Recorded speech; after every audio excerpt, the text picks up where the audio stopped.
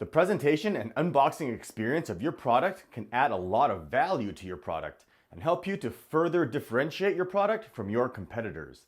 In this video, I'll show you what the requirements are and what's involved with creating custom designed packaging. But first, my name is Crescent, and if this is our first time meeting, welcome to my channel. My passion is sharing tips and strategies on how you can create a successful Amazon FBA private label business. So if you enjoy videos like this, or especially if you've been around my channel, consider subscribing. All right, let's get started. I'm sure you've bought a lot of products in the past, such as on Amazon, that came in a generic, plain white, nondescript cardboard box or cheap plastic bag. In most cases, those are simple and cheap products, and the packaging and unboxing experience is of no consequence to you, and you probably didn't think twice about it, nor did it have any influence on your purchasing decision. However, with premium and higher quality products, how the product is presented and the unboxing experience can play a huge role in its perceived value. So when it comes to selling on Amazon, you should consider if a custom design package makes sense to increase the value and help differentiate your product versus any added costs of doing so. So what types of packaging is there and what makes them custom? The most common types of packaging will fall into three categories: a box, poly bags, and blister packs, with the most common being boxes and poly bags, and I'll get into the specifics of each one in a moment. Now, if you decide that you do want to do custom packaging, you'll first want to contact your supplier and confirm with them that they're able to do custom packaging. For example, if the product normally comes in a poly bag from your supplier and you want to put it in a box, they may not be able to do that. Or if you want to print custom artwork or graphics onto the box, they may not have the setup to do so. So make sure you communicate with them. If your supplier can't meet your needs, you can always have your product shipped to a third-party packaging company that can. And remember, everything is negotiable, so always negotiate to get the best price. I have a video here that goes over everything that you can negotiate with your supplier that can save you a lot of money. All right, so in order to create a custom package, you need to come up with the artwork or graphic design. If you don't have any artistic talent or know how to use Photoshop or Illustrator, I highly recommend hiring a packaging designer in order to create the artwork for you. You can find really good designers on Jungle Scout's new service called Jungle Market, where all the experts there are pre-vetted. Just do a search for package design. I'll leave a link in the description. You can also find designers on Fiverr.com. So regardless of the type of packaging you go with, you'll need from your supplier what's called a design template. The template is what your designer will use to lay out the artwork and graphics so they'll print out correctly.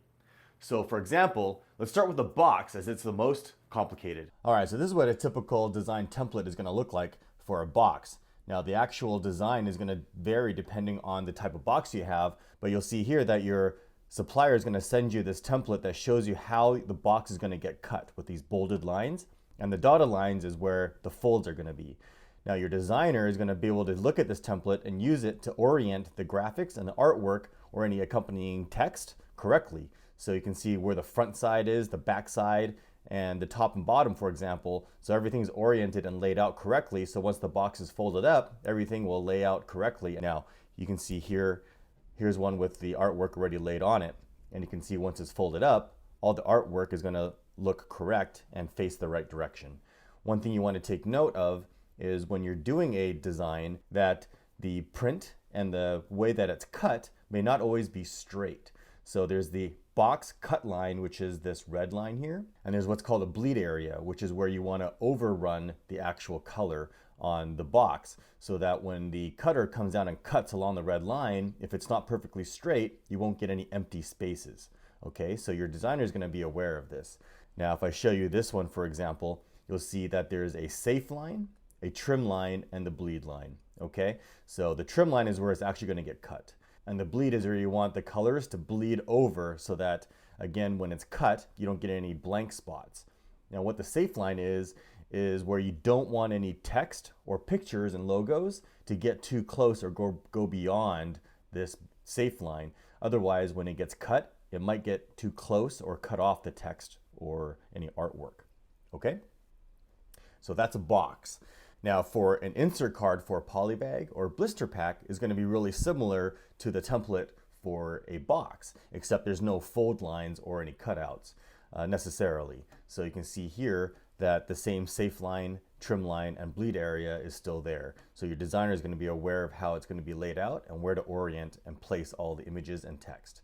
One pro tip here is you can save some money and cut some costs is if you include the FNSKU barcode into your package design, as you can see here. In this case, this is a UPC barcode, but for Amazon, what's required on each unit is the FNSKU. So you can email this to your designer and they can incorporate it into the box design and place it somewhere where it looks the best.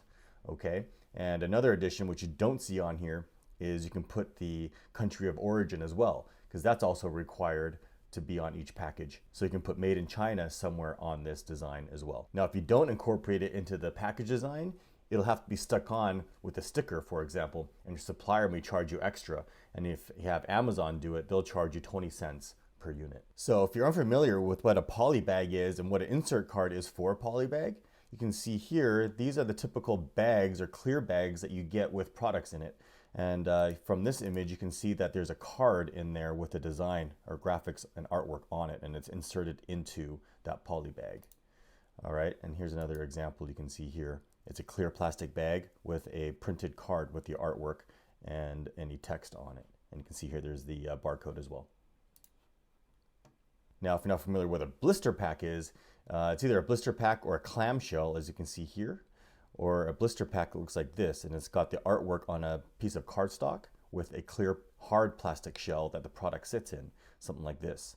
And you can see sometimes a blister pack, the artwork, the insert card can actually be a little more complicated, like this one.